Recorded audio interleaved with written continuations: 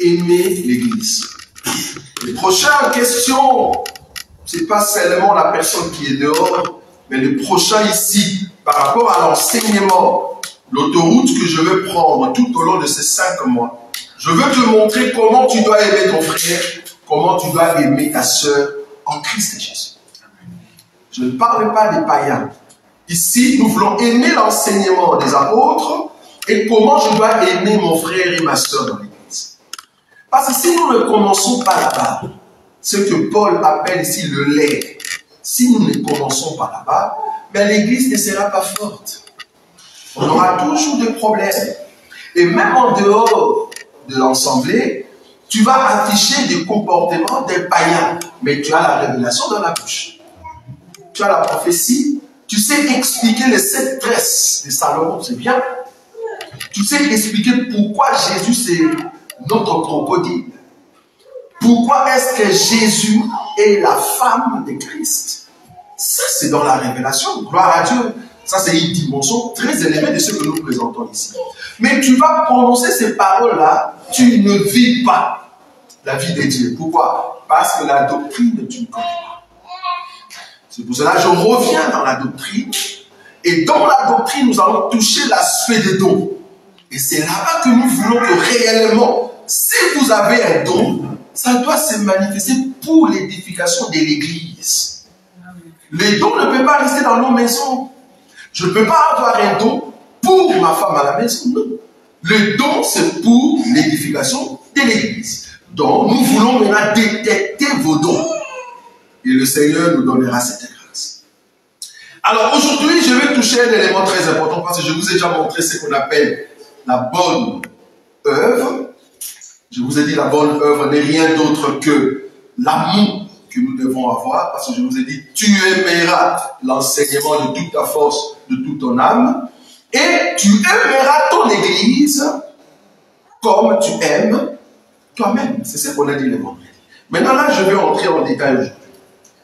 Je vais prendre une écriture. Je suis dans le livre, je vais prendre une écriture ici. Je suis dans le livre 1 Corinthiens. Remarquez comment nous allons marcher petit à petit jusqu'à ce que nous allons détecter les dons qui sont en vous. Parce qu'en réalité, tu as des dons, mais peut-être tu ne connais pas. C'est comme quelqu'un qui a des capacités énormes, mais la personne elle-même, si tu ne vas pas auprès d'un coach, on ne saura pas ressortir les talents qui sont en toi. Or, c'est la doctrine qui fait sortir les talents qui sont dans la vie d'une personne. Ce n'est pas la révélation. La révélation, si tu comprends comment on a fait avec les 7 clés, je ne sais pas si vous voyez ça. Si tu as compris ce qu'on a fait avec les 7 clés, vouloir ou pas, tu déclenches des révélations. Mais la doctrine, dans la doctrine, on sait réellement qui tu es. Qui tu es. Judas a entendu de révélations terribles auprès de Jésus. Mais il est resté Judas. Si vous voyez ça? Donc à un moment, il faut que la doctrine change réellement la personne. Et c'est là-bas que tu vas marcher de mieux. 1 Corinthiens. 1 Corinthiens chapitre 12. 1 Corinthiens chapitre 12. Alors, c'est ton église, c'est ton prochain. Je ne sais pas si vous voyez là où je suis. 1 Corinthiens chapitre 12. Je commence à partir du 11e verset. Ici, je vais m'asseoir aujourd'hui, le mercredi et le vendredi. Ça va? Parce que le but de la doctrine, c'est de ne pas aller trop vite. C'est de bien préparer la nourriture pour que le piment ne puisse pas exceller, pour que le sel soit bien contrôlé. Surtout pour nous autres qui avons des problèmes avec des santé, il faut bien contrôler les sels. Ça va? Donc si j'exagère ici dans cet enseignement, tu auras un problème de tension.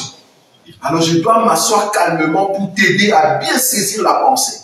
Ce que j'aime dans cet évangile, nous avons montré le 7 clés, c'était un niveau waouh. Maintenant là, nous sommes, comme on dit, le lait. Maintenant, il faut prouver que le lait travaille aussi dans la vie du peuple. Ça va? Remarquez. La Bible dit ceci. 1 Corinthiens chapitre 12, le verset 11. La Bible dit, un seul et même esprit, c'est ça? Oui. Ok. Un seul et même esprit opère toutes ces choses, les distribuant à chacun, en particulier comme il le veut. Verset 12. Car, comme le corps est un, et a plusieurs membres, et comme tous les membres du corps, malgré leur nombre, ne forment qu'un seul corps, ainsi en est-il de Christ. Je me redis, si nous sommes corps de Christ, en réalité nous sommes Christ. Pourquoi nous sommes Christ? Parce que je suis chrétien. Un chrétien veut dire comme Christ. Maintenant, toi, tu es comme Christ et tu es membre dans un corps. Tu dois manifester Christ. Amen. Donc, quand moi je te regarde, moi qui suis aussi membre dans ces corps-là, quand je te regarde, je dois voir Christ. Si je ne vois pas Christ, je dis, ça c'est pas Christ, ça c'est crise. Et non pas Christ. Donc il y a une crise de l'enseignement. Est-ce que vous voyez ça? C'est pas Christ, mais c'est crise. Pourquoi? Parce que je ne vois pas les éléments de Christ. Parce que tous les corps forment Christ. Mais tous les corps, il y a des membres à l'intérieur. Toi et moi, nous sommes membres dans un corps. Le corps en question s'appelle Christ. On est d'accord? Remarquez comment je viens. Je répète, parce que c'est là-bas que nous allons comprendre ce que je vais dire aujourd'hui. Je suis dans un corps. J'agis comme étant membre dans un corps. Dans ces corps, il y a ce qu'on appelle la liaison. Or, le corps est formé de nerfs. En tout cas, je n'ai pas de médecin ici. Ils peuvent me contredire, heureusement. Tous les corps est composé de nerfs. Ça, on est d'accord. Par les nerfs, il y a ce qu'on appelle du sang. Le sang passe, c'est pour qu'il y ait connectivité de tout le membre du corps. C'est pour cela, si tu te fermes contre la porte sur ton bras, tu as mal. Si tu te colles contre ton pied, tu as mal. Le mal en question exhibe au fait l'âme qui est en toi par les sangs. Je ne sais pas, vous voyez l'enseignement là où je suis. Parce que l'âme, la résidence de l'âme, c'est le sang. Selon Lévitique, je crois, c'est ça? Oui. Voilà. Donc la résidence de l'âme, c'est le sang. Donc quand je me cogne, en réalité, le sang qui est en moi donne l'information à l'âme, j'ai mal. Et la partie maintenant souffre, ça peut gonfler. Et tous les corps arrêtent tout le mouvement que j'avais pour venir soutenir, j'aime ça, soutenir la partie qui a mal.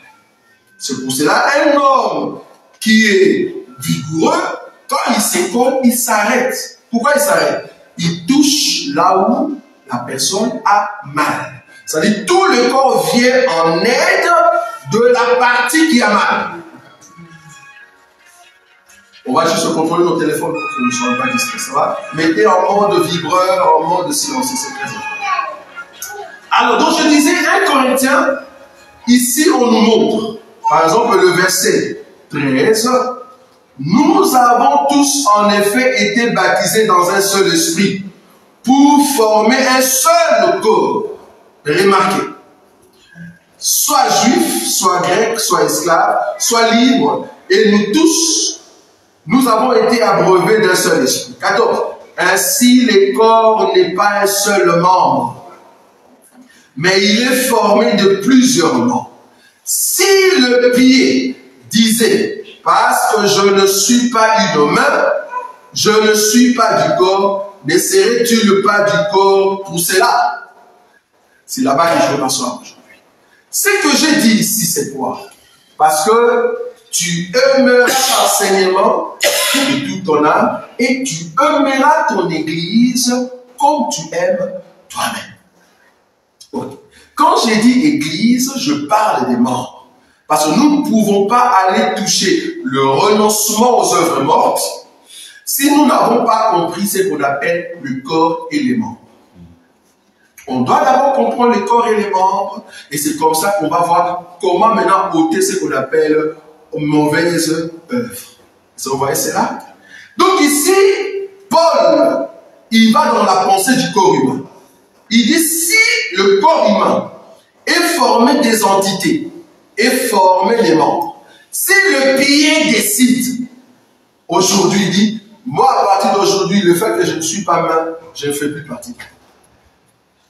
C'est-à-dire, le rôle que je faisais pour vous faire marcher, vous tous là, les yeux, surtout le nez là, Toi, le nez qui sort tout le temps, là. Si toi, la bouche, là, tu parles trop. À partir d'aujourd'hui, je prends la décision, je ne veux plus servir de quelqu'un qui vous fait marcher. Vous imaginez si tu n'as pas le pied, comment c'est le corps est immobile. Pourquoi? Parce que le pied ont décidé de ne plus faire partie du corps. C'est-à-dire, le membre qu'on appelle le pied a décidé de partir. Vous imaginez la main? Si la main dit, non. Ça fait longtemps depuis qu'on a commencé avec vous. Tu as maintenant 50 ans. Chaque jour, je prends la nourriture, je te donne toi la bouche. Mais apparemment, tu ne m'as jamais remercié. Je ne sais pas s'il y a quelqu'un entre nous. Ça, c'est entre nous. Tu as mangé et puis la bouche dit à sa mère, merci. Je ne sais pas s'il y a quelqu'un qui fait ça. Nous ne disons pas pourquoi, parce que nous sommes ensemble. Ça, tu vois? Amen. Parce que la bouche ne peut pas dire ça. Amen, merci parce que tu m'as donné la... À moins que tu sois comme des vidéos qu'on voit dans des TikTok, un monsieur qui veut prendre la bière et puis il loue la bière. Il dit, tu vas rentrer, tu dois donner la santé. Non, ça c'est avec un mauvais esprit. Si ma bouche ne remercie pas ma main, c'est parce que nous formons un corps. Mais si nous ne sommes pas un corps, la main va dire, bouche, ça fait 50 ans que je te donne la nourriture. Tu ne m'as jamais remercié. À partir d'aujourd'hui, moi je quitte. Je ne ferai plus partie du corps. Et c'est vous voyez cette bouche qui ne va plus manger. Tu as endommagé tout un corps. Ce n'est pas parce que je ne t'ai pas dit merci que je ne t'aime pas. Ce n'est pas parce que le pied nous amène de partout et que moi étant bouche, je dois toujours dire au pied merci. Ce n'est pas le cas. Ici, le problème, c'est de comprendre comment est-ce que le corps fonctionne. Dans les corps fonctionnent avec ce qu'on appelle le nerf. Je ne sais pas si vous comprenez là où je suis. Le corps fonctionne avec ce qu'on appelle le nerf. Et ces nerfs-là donnent la connectivité. Je me souviens ces mots-là. La connectivité permet à ce que tous les mouvements que je fais, je le fais par le sang. Et c'est très important. Donc, les pieds ne peuvent pas nous quitter. La main ne peut pas nous quitter. Pourquoi? Parce que pour que nous puissions décider que le pied nous a quittés dans le corps, selon Paul, c'est que le pied a décidé de ne plus faire partie du corps. Or, chaque membre est utile pour l'édification. Si vous avez compris ça, chaque membre est utile. Chacun a sa position. Parce que, je crois que si tu descends en bas, la Bible dit, si tous les corps étaient l'œil, vous savez, un monsieur qui marche, mais partout c'est l'œil. Nous tous, nous allons finir. Nous voulons voir tout le membre d'un corps. C'est ça qui forme tout le mouvement et la croissance. Mais une personne qui n'a pas la main, on comprend que cette personne, on l'appelle bibliquement parlant handicapée. On est d'accord? C'est-à-dire, il y a une main qui est partie et cette main s'est coupée par exemple par l'hôpital. Cette personne devient handicapée. Nous ne voulons pas être une église handicapée. Ça, vous voyez? Quand je dis une église handicapée, c'est-à-dire tout ce que nous pouvons faire. Tout ce que nous pouvons faire. Je peux être une pierre d'achoppement pour toi. Au lieu de te dire, je veux laisser cette église handicapée, viens qu'on puisse s'asseoir, qu'on puisse caresser là où il y a mal. Je ne sais pas si vous voyez là où je suis. Parce que j'ai mal, je me suis cogné. Au lieu que le père dise, mais je me suis cogné, toi la main, tu ne vas pas soutenir mon père. Je quitte le corps. Mais attendez, je ne vais plus marcher. Je ne sais pas si vous voyez là où je suis. Parce que tous les membres de l'église de Christ qui se sont assemblés, en réalité ne partent pas comme ça sans une raison. Je martèle ça. Tu aimeras l'enseignement et tu aimeras ton église. Si tu aimes ton église, je ne parle pas du pasteur. Prends le pasteur comme étant un frère. Tu sais ton frère. Tu aimeras l'église comme toi-même. C'est-à-dire, toi, tu n'aimerais pas qu'on puisse te couper la main. Donc, s'il y a un petit souci, restons ensemble. On va bander la douleur. On neutralise la douleur. on essaie de mettre des pommades. Est-ce que vous voyez ça? Ah, mais pourquoi c'est gonflé? Mais oui, parce que je me suis cogné trop fort. Ok, viens, on va mettre de pommade là-dessus. Ça peut prendre 3 jours, ça peut prendre 4 jours, ça peut aller jusqu'à 2 semaines. Mais du moins, le souci, c'est quoi? Le souci, c'est de terminer la douleur et qu'on continue la marche. Amen. Mais si la personne dit non, moi avec ma douleur, je pars. Mais tu es avec une douleur qui est partie, tu nous laisses handicapés. Pourquoi je dis cela? Je veux que l'Église des dieux, que nous puissions mettre dans notre tête, quitter une assemblée, bibliquement parlant, il n'y a que 2 objectifs. Si tu n'es pas dans les 2 objectifs, tu pêches. Tu pêches. Paul dit à Timothée, Timothée, tu sais comment je suis conduit. Tu sais comment je dirigeais l'Église des dieux. Tu sais comment je souffrais pour cette œuvre. C'est pour cela, combat. Le combat de la foi, pas les combats spirituels. Nous, on ne combat pas les combats spirituels. Non, nous, on n'est pas les combats spirituels. Nous, notre combat, c'est un combat de la foi. C'est-à-dire, je combats avec la foi, pas spirituel. Parce que le combat spirituel, ça, c'est Jésus. Il y a que l'homme qui combat spirituel. Mais nous avons le combat de la foi. Donc, ici, il n'y a que 2 choses qui permettent à une personne, si réellement tu as l'enseignement, de quitter un lieu dit chrétien. Les 2 choses, c'est quoi? Premièrement, si l'enseignement n'est pas juste. Là où l'enseignement n'est pas juste. Si vous nous voyez un jour ici, on vous dit, vous tous avant d'entrer, enlevez vos chaussures, bien ne venez plus. Le jour où vous nous voyez dans cette salle, on vous dit, avant d'entrer, enlevez vos chaussures. Pourquoi? Parce que c'est lieu et saint. C'est fini, partez, ne venez plus. Là, on a compris que nous rentrons chez Israël. Est-ce que vous voyez? Si vous nous voyez un jour ici, allons bien aimé, pour que ta maison soit bénie, voilà une bouteille vendue à 500 € à du voleur. Bouteille à 500 € d'huile qui vient d'Israël, tout droit de Jérusalem. J'ai marqué même des griffes. Et on vous vend à 500 €. Si vous voyez ça ici, ne venez plus. Restez chez vous.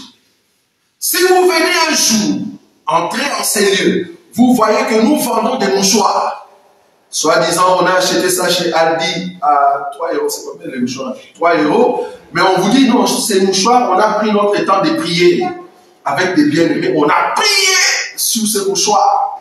Et toute personne qui prend ces mouchoirs, si tu les mets dans ta maison sur ta tête, ça va donner de l'onction.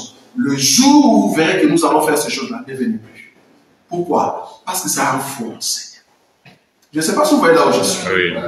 Là où il y a un faux enseignement, n'entrez pas. C'est la malédiction que tu vas chercher sur toi. Le truc là de juif, comment on appelle ça? Des kibats, comment on appelle? Képa. Des kebabs. Dans le chapeau et puis le... écharpe là. Le jour où vous verrez que moi, votre frère, parce que je contrôle très bien mes pas, je viens ici, avec cette écharpe là, je commence à prier, j'enlève. Frère, cherchez la porte, commencez déjà à commencer à fouiller. Parce que tout ce que je vais faire sur vous là, c'est la malédiction. Vous ne verrez pas ici.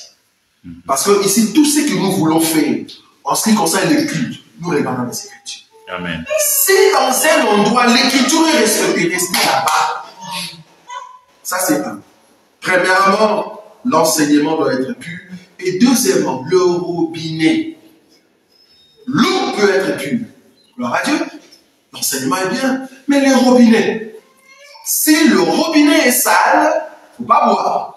Parce qu'il y aura des infections. Il y aura des infections.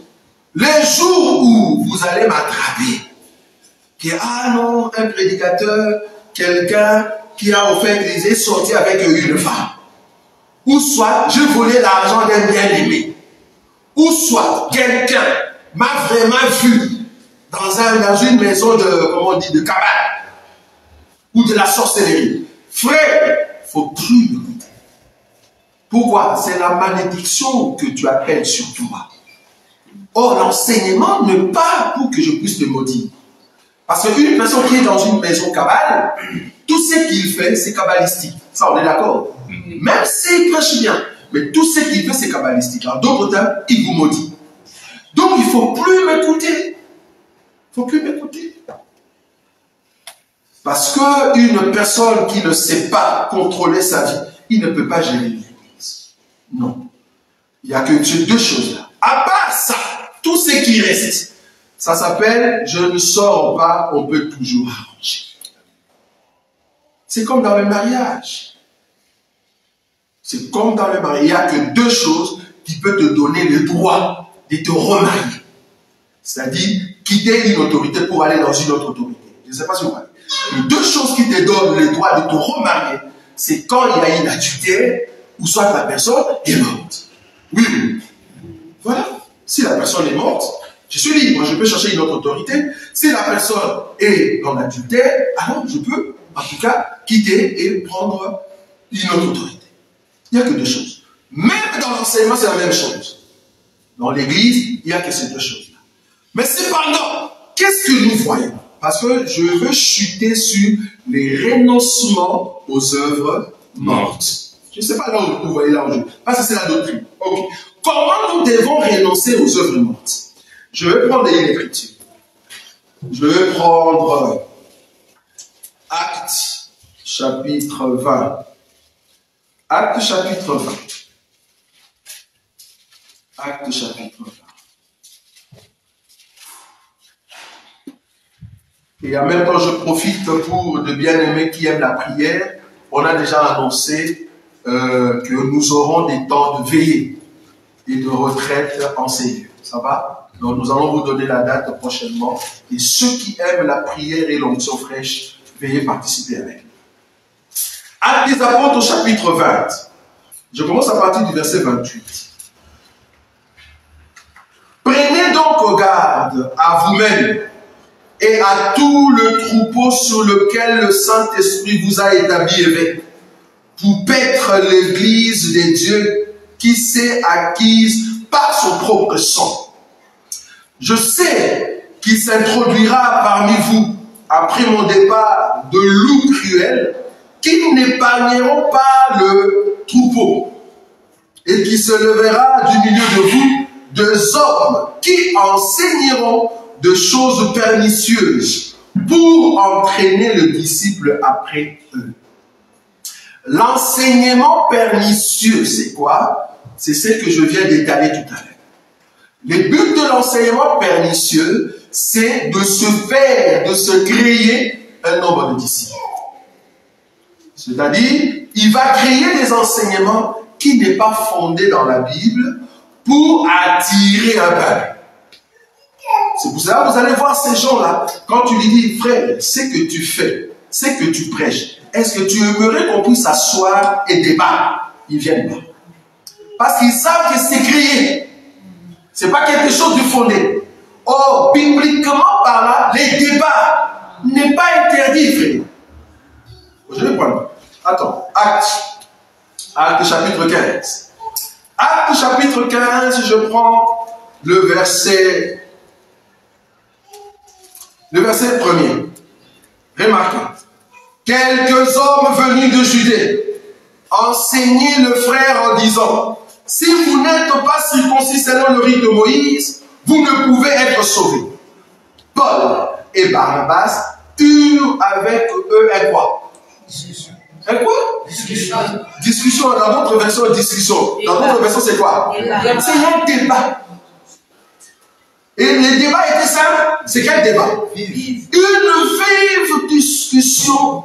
Et le frère décida que Paul et Barnabas et quelques-uns de leurs montèrent à Jérusalem vers les apôtres et les anciens pour traiter cette question. Les débats, ce n'est pas un péché. Mais il faut que les débats soient encadrés par les Écritures et non pas garder ta position alors que tu n'as pas des Écritures. Si tu veux faire un débat, sois sûr que tu as des Écritures. Mais tu vas voir que ces gens-là, ils n'ont pas des Écritures. Ils n'ont que des pensées. Vous voyez?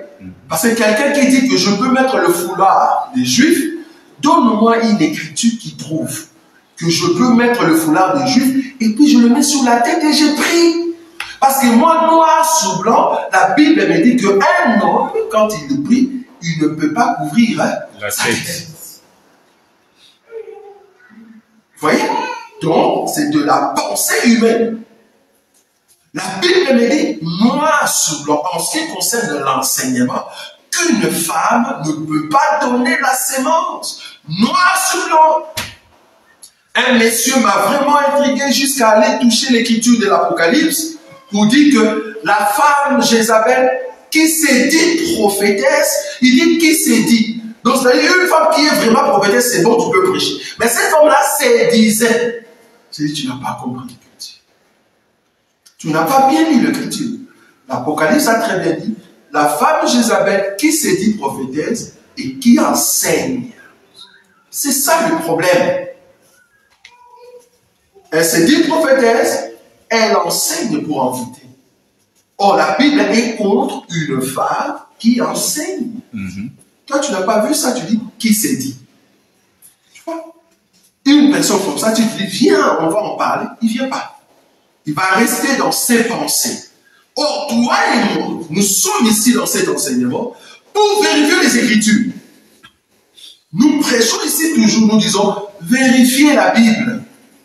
Ne restez pas des chrétiens qui viennent ici seulement pour écouter le frère Roger. Non. Vous venez ici parce que vous avez une Bible à la maison et que tout ce qu'on dit ici, vous vérifiez. Tu n'iras pas au ciel si tu ne vérifies pas les Écritures. Pour aller au ciel, vouloir ou pas, il faut que tu deviennes une femme, un monsieur pareil. Parce que Jésus viendra chercher qui? Une épouse parole. Mais si tu n'as pas la parole, tu ne vérifies pas l'enseignement, tu ne lis pas la Bible. Chose bizarre, pour ouvrir la Bible, c'est chaque dimanche ici dans la salle. Ça ne va pas. Non, ça ne va pas, s'il te plaît. Si réellement tu aimes Jésus et que tu es Christ, parce qu'en réalité, être Christ veut dire tu es Dieu. Tu es Dieu. Parce que Jésus a dit, n'est-il pas écrit que vous êtes de Dieu? Donc, comme je suis là, je suis devant des dieux. Mais vous n'êtes pas les dieux créateurs. Mais du moins, vous êtes des dieux. Où est votre divinité? Où est votre divinité? Montre-nous ta divinité. Parce que si tu entres dans la dimension de la divinité, c'est là-bas que tu sors de la dimension de la chair. C'est-à-dire que tu ne vas plus penser comme un homme. Tu penses comme Dieu. Or, quand tu penses comme Dieu, c'est-à-dire que tu démontres Christ. Or, pour démontrer Christ, il faut mettre en pratique ce qui est la parole de Dieu. Paul dit qu'il y a des gens qui viendront amener l'enseignement pernicieux. Quand je parle de l'enseignement pernicieux, le but de l'enseignement pernicieux, c'est pour prendre un groupe de gens et les amener quelque part. Attends, tu m'étais avec nous. Nous étions dans un corps. Nous marchons corps normalement, sans handicap. Maintenant qu'il y a eu cognade, comme on veut dire, on s'est cogné, tu as mal. Maintenant tu veux quitter, toi tu es le pied. Pourquoi tu veux amener la main? Pourquoi tu veux prendre aussi la main?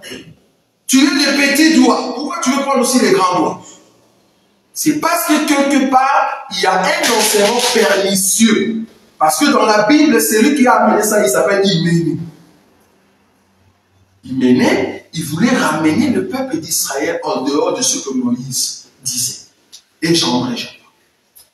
Donc, il a mené l'enseignement pernicieux pour attirer un autre groupe du côté de son faux enseignement. Or, toi étant chrétien, parce que ici, je martèle toujours, tu aimeras l'enseignement et tu aimeras ton église comme toi-même. Qui d'entre nous aimerait qu'on puisse prendre ses enfants et l'amener auprès de l'État? Personne. Qui d'entre nous aimerait qu'on puisse prendre sa femme et l'amener à un autre monsieur? Personne. Alors si réellement tu aimes ton église comme toi-même, tu n'aimerais pas qu'on puisse te prendre et t'amener. Non. Quand tu écoutes quelqu'un, alors qu'il y a eu mal, il faut chercher de pommade. Il faut chercher des bandes. Il faut chercher de l'eau chaude. Il faut mettre le torchon dans l'eau chaude pour venir bander. Ne venez pas pour dire on doit couper. Non, non, non, non, non. Coupons seulement ses pieds parce que ça fait mal. Non. Une personne qui amène cette pensée, là on est dans ce qu'on appelle médicalement amputation. On a vu des églises amputées. Église amputée. Donc un médecin qui vient, ça je dis ça au fond. Donc un médecin qui vient, il regarde la maladie, c'est quoi? Comment on appelle cette maladie un peu, il y a des plaies bizarres. Vache. Mais en français c'est lèpre, c'est la lèpre, non? C'est la lèpre. Parce que masse en réalité c'est lèpre. Donc un médecin qui vient, il regarde la plaie, il dit non, on doit couper. Mais attends messieurs, est-ce qu'il n'y a pas une autre solution? Pourquoi tu n'as jamais coupé le pied? Tous ces gens qui ont cette maladie, la première des choses qui vient auprès des médecins qui ne sont pas bien formés, directement l'idée de couper le pied. Bon, gloire ça, on dit à Dieu, il y a notre jeune sœur, la nièce de mon frère José, qui est au Congo et qui nous aide en tout cas au Congo avec cette maladie. Pour ceux qui ne connaissent pas. Donc, eux, ils ont pris leur formation pour aider cette maladie-là. Ils ont compris que c'est juste la plaie, mais la plaie infectée. Mais la plaie infectée qui touche l'os, qu'est-ce qu'il faut faire? Il faut juste les tuer. Au lieu de couper les pieds, non. On peut amener d'autres solutions pour arranger la situation. Et des cas comme ça, nous l'avons dans l'église, frère. On a une situation, tu fais, ah non, moi je parle. Mais tu pars pour aller ouvrir. L'enseignement est bon. Le pasteur n'a pas de problème, le pasteur n'a pas volé l'argent, le pasteur n'est pas sorti avec la femme d'autrui. Le pasteur n'a pas de problème. Non, ce n'est pas pour les pasteurs. C'est parce que vous avez pris une salle au centre des Bruxelles. Ah bon? Ça te dérange à quoi? Non parce qu'il y a telle personne, vous l'avez encore aimé, telle personne qui vient d'une autre église, qui vient là-bas. Moi, je n'aime pas cette personne parce que là-bas, on a eu des accrochages. Ah non, le bien-aimé habitait en France, pourquoi le bien-aimé vient ici?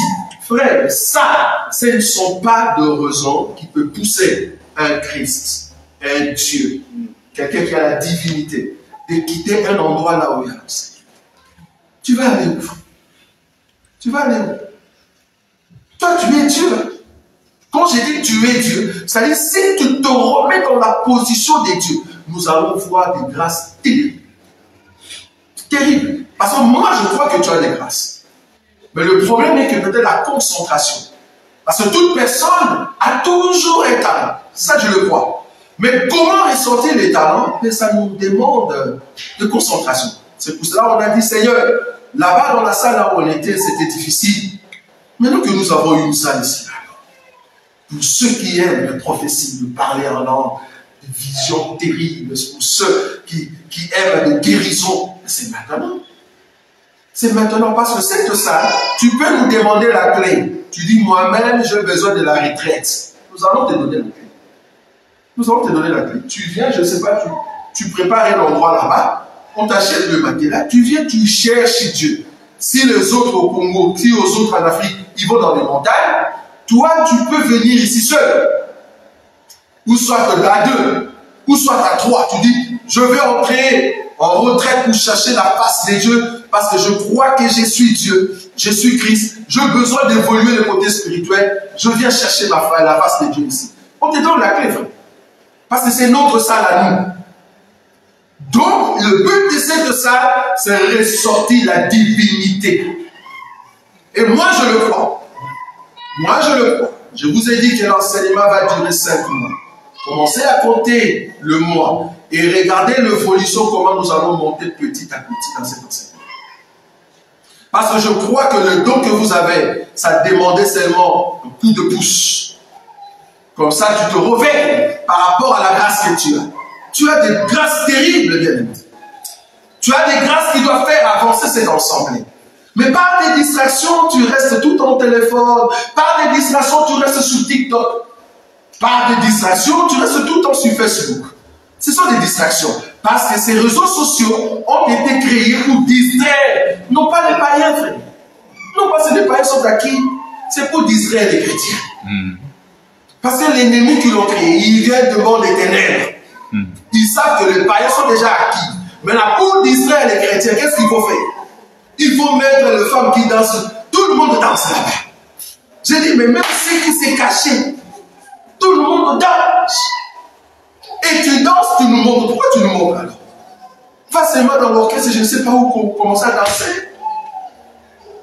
Et puis tu danses, tu le mets, tu le balances, tout le monde regarde. Mais là, quand on va t'appeler frère, pourquoi tu as dansé? Je quitte. Pourquoi tu le mets? Toi-même, tu l'as mis dans les réseaux, on appelle ça réseaux sociaux. Qui dit réseaux sociaux? Tout le monde peut voir. Tu es dans une fête, tu es mal habillé.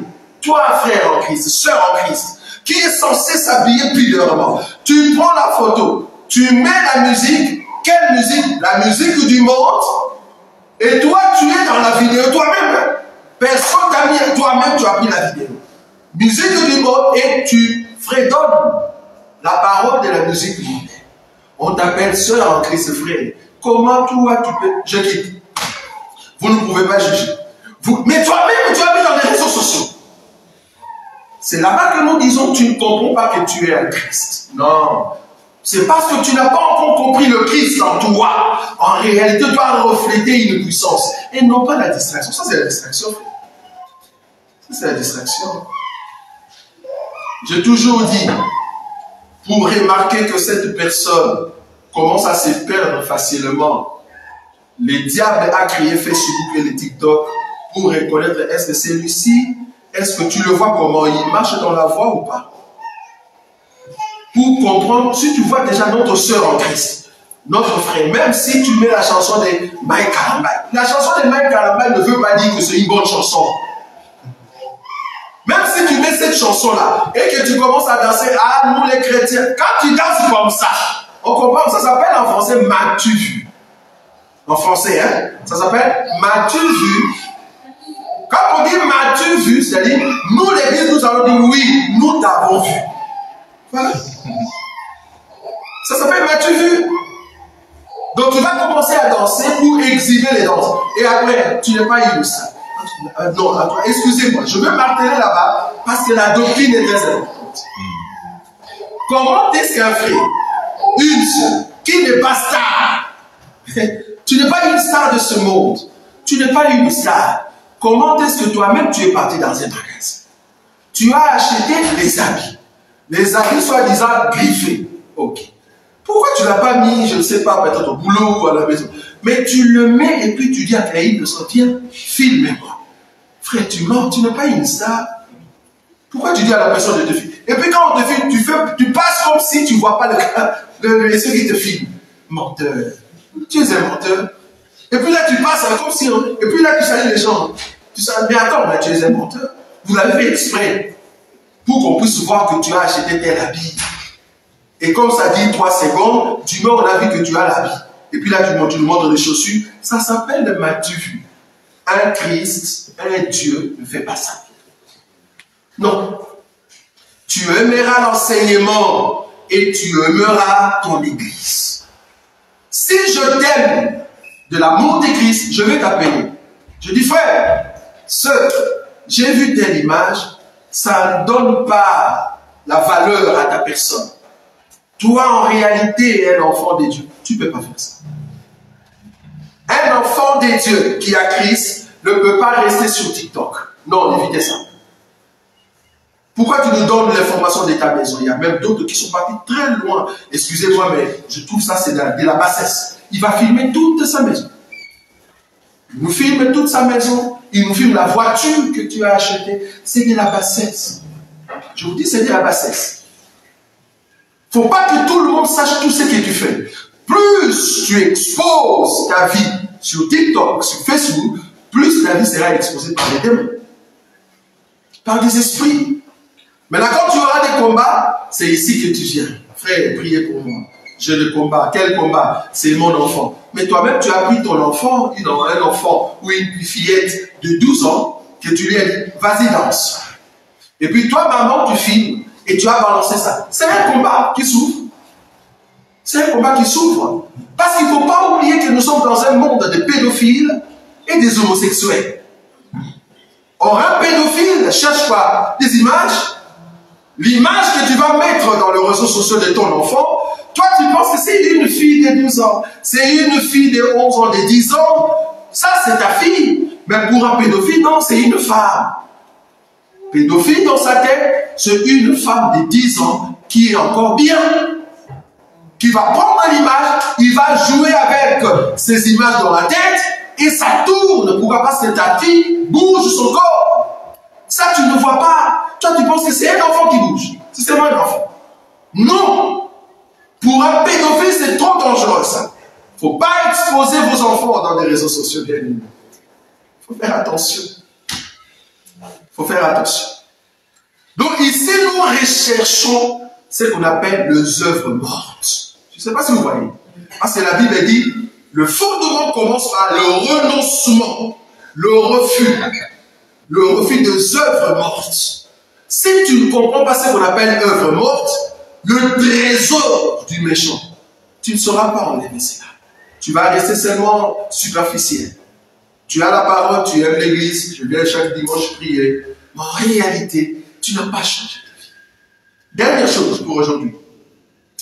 Je suis dans les livres de Timothée. 2 Timothée. J'aime beaucoup la doctrine. J'aime la doctrine parce que la doctrine frappe le peuple et frappe aussi le prédicateur. Est-ce que vous voyez ça? Parce que tout ce que je vous dis, ça me frappe aussi. Hein. Je ne sais pas si vous voyez ce que je dis. Parce que le ministère n'agit pas par la volonté du pasteur. Le ministère agit par la volonté de l'esprit. Tout ce que tu reçois à ce moment-là, si tu ne veux pas le dire, alors le Seigneur te condamnera. C'est pour cela qu'il y a des hommes de Dieu. Dieu lui a dit de condamner quelque chose que lui-même avait fait. Il ne veut pas le condamner sur place par fruitant. Vous voyez? Dans le ministère, quand il agit du ciel vers le prédicateur et du prédicateur vers le peuple. Donc quand tu parles, il y a des choses qui te frappent toi-même. Très important.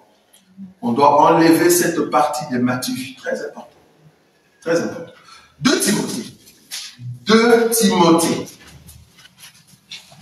2 Timothée. 2 Timothée, chapitre 3. Remarquez. 2 Timothée, chapitre 3. On va terminer dans 15 minutes. 2 Timothée, chapitre 3. Je prends le verset 6.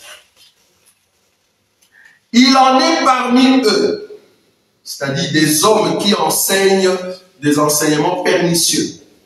Il en est parmi eux qui s'introduisent dans les maisons et qui captivent de faibles femmes chargées de péché, agitées par des passions de toute espèce, apprenant toujours et ne pouvant jamais arriver à la connaissance de la vérité. De même que Janné et Jambres s'opposèrent à Moïse, de même ces hommes s'opposent à la vérité, étant corrompus d'entendement, réprouvés en ce qui concerne la foi. Ça, ce sont des hommes qui enseignent l'enseignement pernicieux.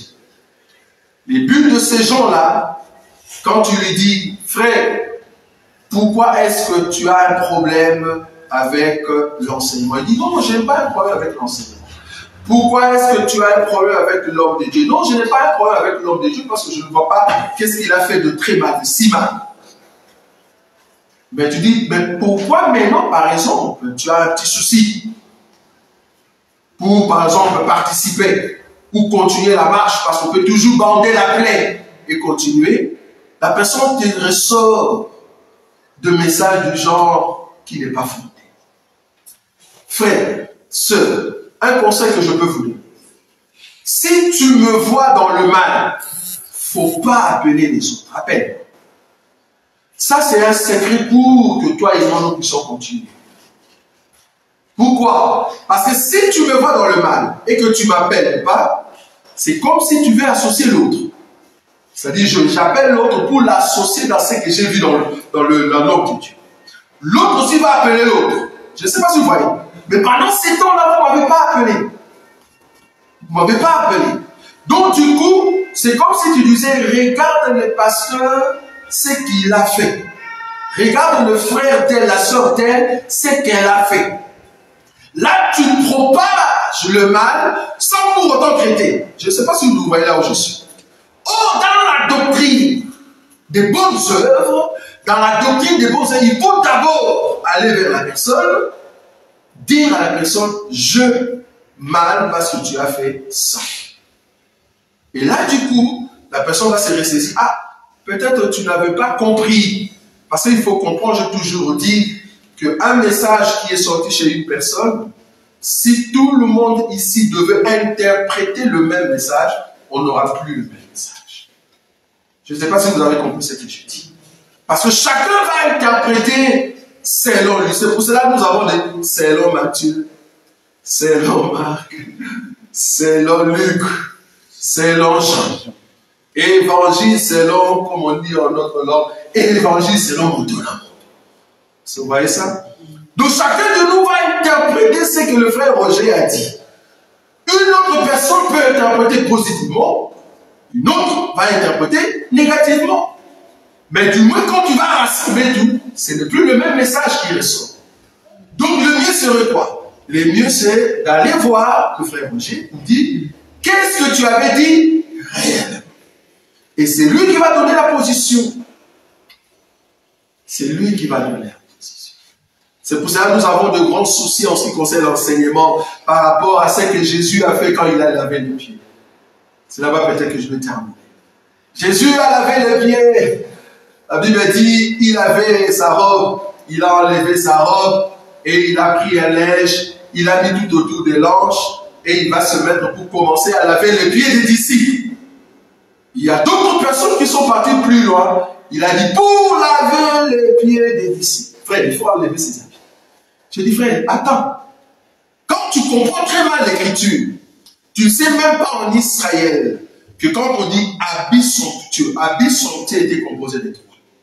Il faut avoir l'enseignement. L'habit somptueux était la composition des trois habits. Le manteau, la robe et la tunique. Trois. Donc quand on dit que Jésus a enlevé sa robe, il est resté avec la tunique. Il est resté avec sa tunique. Donc Jésus a lavé le pied avec sa tunique. Et il y a d'autres qui sont partis très loin. Il dit, il a fait ça avant la Sainte Seine. Donc à partir d'aujourd'hui, nous tous avant de prendre la Sainte Seine, il faut laver les pieds. Nous posons la question. Est-ce qu'il y a des sœurs? Ah voilà. Parce que toi tu vas laver les pieds des sœurs. Sœur d'autrui qui vient avec sa jupe. Ah non, avant de manger la Sainte Seine, on va laver tes pieds. Pasteur, même si tu es courageux, tu touches les mollets de la sœur d'autrui. Et nous voyons cette doctrine continuer. Quand vous voyez ça ici chez nous, sortez. Sortez. Jésus a posé la question, avez-vous compris ce que j'ai fait? Mais attendez, on a déjà vu que tu as lavé, on a déjà compris. Ah, donc il y a quelque chose de caché. Ah, fallait détecter maintenant ça. Parce que Jésus a dit, avez-vous compris ce que je fais? Mais Jésus, on a compris. Tu nous as lavé les pieds, d'ailleurs moi pied. J'ai dit, au lieu de me laver seulement les pieds, lave-moi tous les corps. On a compris, tu nous as lavé. Ah, donc vous n'avez pas compris, étant donné que vous n'avez pas le Saint-Esprit. Ce que j'ai fait, c'est de dire, soyez le bienvenu dans la maison du Seigneur. C'était la réception que Jésus a menée l'église. Depuis qu'il a lavé les pieds, il a tout fait. Parce que l'acte de laver le pied veut dire, soyez le bienvenu dans la maison. Jésus a reçu l'église dans sa maison. C'est vrai ça. Donc nous ne pouvons pas pratiquer cela ici. Et chacun va prendre ces éléments pour commencer à interpréter dans sa façon. C'est là-bas que nous disons. Donc si réellement nous sommes de Christ, au lieu d'aller appeler après appeler, appelle-moi. Ou soit appelle le frère en question ou la sœur en question. Tu lui demandes, sœur, qu'est-ce qui s'est passé? Frère, qu'est-ce qui s'est passé? Comme ça, il te donne sa version de fait, au lieu d'interpréter et amener interprétation après interprétation. Qu'est-ce que je veux dire aujourd'hui? Des mauvaises œuvres, ce sont des œuvres qui viennent par des enseignements pernicieux. Les buts de ces enseignements, c'est pour amputer le pied, amputer la main. Les buts, ce n'est pas pour caresser, pour arranger, pour préparer que le pied continue la marche. Mais l'enseignement pernicieux vient pour qu'on coupe les pieds. Et ce n'est pas bon. Là, c'est comme si on laissait l'ensemble handicapé. Or, le corps qui a besoin de marcher cherche toujours où se trouve de baume, où se trouve des pommades, où se trouve des lèges qu'on peut mettre dessus, parce que la personne est tombée, la personne saigne, on a besoin du sang. Appelez l'ambulance pour que la personne aille à l'hôpital, comme ça on va tisser la plaie, on va mettre des médicaments pour que la personne revienne normalement. Mais au lieu d'amener les médicaments, vous amenez le système d'amputation pour qu'on coupe les pieds. Nous disons, non, ça, ce n'est pas aimer son église. Je ne sais pas si vous voyez ça. Tu aimeras ton église comme toi-même. Comme toi-même. Tu aimeras l'enseignement de toute ton âme, de toute ta force, mais tu aimeras ton église comme toi-même. Qui aimerait qu'on puisse l'amputer? Personne. Moi, je n'aimerais pas qu'on puisse me couper les pieds. J'aimerais qu'on puisse arranger, que je continue la marche. Vous voyez ça? J'aimerais qu'on arrange ma main, que je continue à toucher cela. C'est très important. Mais je n'aimerais pas qu'on coupe ma main, qu'on coupe mon pied, sinon je serais devenu handicapé. Ça, vous avez vu ça? On va prier. Tu vas prier, tu vas dire, Seigneur, la Bible dit que tous ceux qui étaient handicapés, tous ceux qui étaient rejetés de mauvaise vie, la Bible dit que Jésus est venu pour eux. Nous voulons que le Seigneur vienne en aide dans nos vies. Afin que la partie qui n'était pas correcte dans nos cœurs, la partie qui pouvait amener l'handicap, que le Seigneur puisse nous donner la forme que lui-même veut. Parce que c'est Jésus qui façonne l'église qu'il a créée. Là où tu es bien aimé, commence à prier que le Seigneur nous façonne davantage. Commence à prier.